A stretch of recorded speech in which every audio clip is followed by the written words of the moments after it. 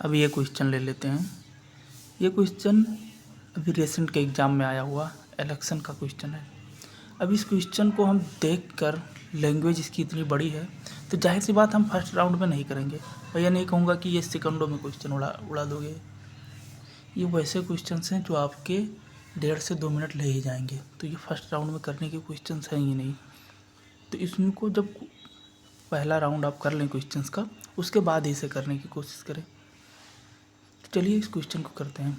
इसमें कहा गया है कि in an election between two candidates y% of the voters did not vote and 10% of the voters cast were declared invalid. अगर हम मान लें टोटल 100 वोट हैं, टोटल 100% मानते हैं हम, 100x कुछ भी कर लें, तो अगर 100 वोट हैं टोटल, तो उसमें से y% जो हैं वो वोट ही नहीं करते हैं, और जो 10% हैं वो इनवैलिड है। मान लीजिए वो वोट इनवैलिड हो जाते हैं। While all the valid votes were cast in favour of either of the two candidates. अब इसमें से जो बचे, जो वैलिड वोट्स बचे, उसमें से the candidate who got 59.375% of the valid votes cast were declared elected by 2484 votes. If the number of people eligible to vote in that election was 16,000, what is the value of y. अब दिमाग में ही आएगा question को शुरू कहाँ से करें ताकि हम अपने डिजायर्ड आंसर तक पहुँच सकें। तो यहाँ पर हम ये देख सकते हैं कि ये जो विनर कैंडिडेट है इसको 59.375% वोट मिले हैं, और ये कितने वोट से जीत गया है? 2484 वोट से जीत गया है।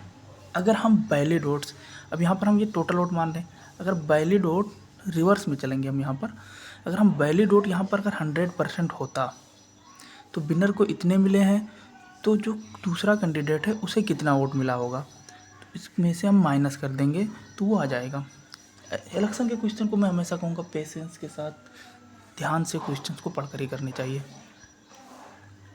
तो चलिए हम इसको घटाते हैं, तो यहाँ पे आएगा 2640। लूज़र को, जो इलेक्शन हार गया, उसको इतने मिले और विनर को इतने मिले, और ये कितने वोट से जीत गया है? 2484। मतलब अगर विनर के वोट्स में से मैं लूज़र का वोट घटा दूं तो ये कितने के बराबर आना चाहिए? 2484 के बराबर। जाहिर सी बात है ये परसेंटेज में है, ये परसेंटेज में है, अब ये डिजिट है। तो अब हम इसे, इसमें से अगर माइनस करें तो ये आ जाएगा, कितना आ जाएगा? 0, 5, 7 एंड 18.75।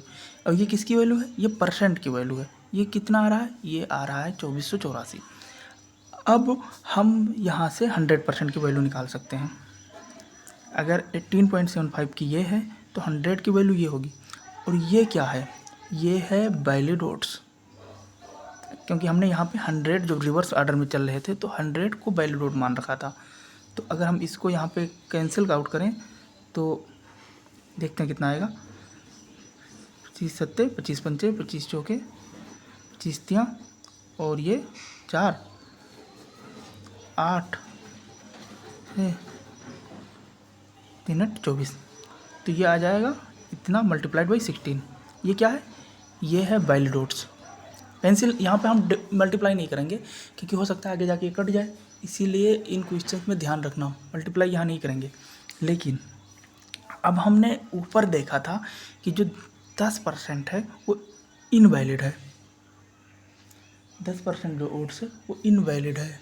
तो अगर हम वैलिड प्लस इनवैलिड वोट्स को अगर 100% मान लें तो ये क्या हो जाएगा? तो इनवैलिड ऑलरेडी कहा गया है कि 10% है, तो ये 90% हो जाएगा। अगर ये मतलब 90 की वैल्यू है तो 100 की वैल्यू ये हो जाएगी। अब यहाँ पर हम देख रहे हैं ये 9 से कट जाएगा,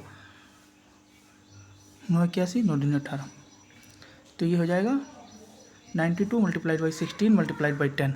अब ये क्या है? ये है वैलिड प्लस इनवैलिड वोट्स की संख्या। अब हम इसको करें अगर तो 16 32 16 144 और 147, ये इतने हैं total valid plus invalid votes मिलाकर। अब अगर हम यहाँ पर ये देखें कि हमारे पास हमने ओट्स शुरू में कितने मान रखे थे 100 और उसकी वैल्यू कितनी दी हुई है यहाँ पर 16,000। तो अगर 16,000 ओट्स हैं टोटल, जिसमें से वैलिड प्लस इनवैलिड ओट्स जो हैं वो इतना है, तो इसको अगर हम यहाँ पे माइनस करें तो ये 1280 आ जाएगा। ये 1280 क्या है?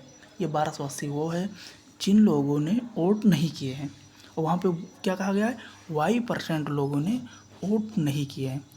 तो 1280 जो है वो 16,000 का कितना परसेंट है, वही Y% की वैल्यू हो जाएगी, और वही हमसे पूछा गया है। तो ये कितना हो जाएगा? ये हो जाएगा 8 बार जाएगा, तो ये हो जाएगा 8। Y% पूछा गया था, तो ये Y की वैल्यू कितनी आ गई? Y की वैल्यू है आ गई 8। यही हो गया हमारा आंसर सी बात। Thank you.